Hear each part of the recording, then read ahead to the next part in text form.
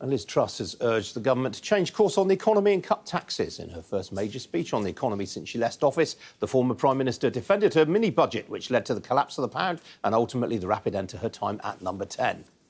It's certainly true that I didn't just try to fatten the pig on market day. I tried to rear the pig, fatten the pig and slaughter the pig on market day. I confess to that.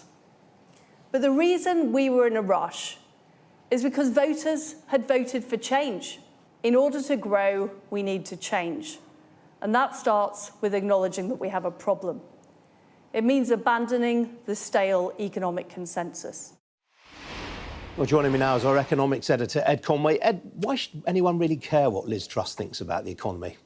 Well, it's a very good question. I mean, she was the Prime Minister, I suppose, is the straightforward answer, and took us down, briefly at least, down a road which was quite potentially a profound change for the UK.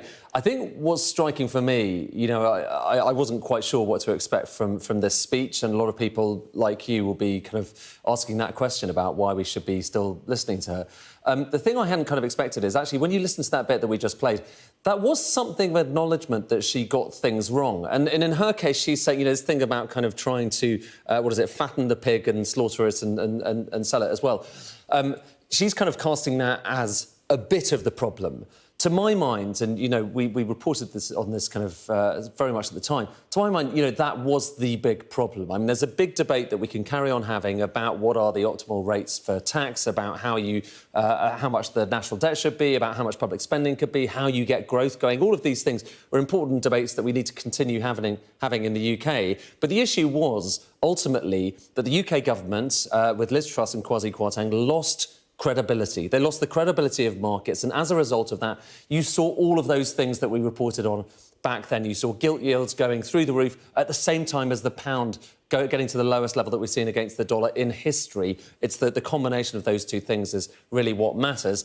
You had big question marks about whether the UK was going to be able to sell its debt in future. You have big question marks, essentially, that you only tend to hear about countries when they are facing these kinds of credibility crises, as we saw in Greece, as we've seen in many emerging economies around the world. And that was happening about the UK. And it was happening because, in large part, of that rush. Because it was quite, you know, to take another phrase from that Liz Truss didn't use, but she did talk about pigs, it was quite ham-fisted. The way that it was implemented was ultimately ham-fisted. And as a result of that, a lot of people within markets got very scared. And then you had the implications that we all saw. You saw what happened with LDIs, with the pension market. That wasn't Liz Truss's fault, but by pushing markets into that place, into that insecurity, that precipitated other issues.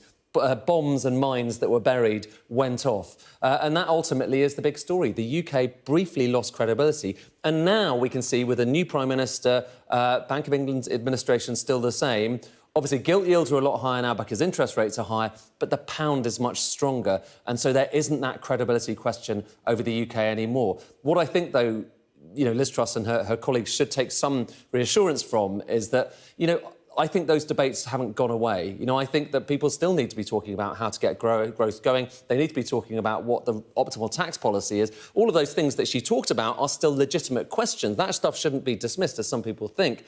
However, the market's verdict was, we don't really like the cut of your jib, and that's why we are selling off UK assets, and we all know what happened next.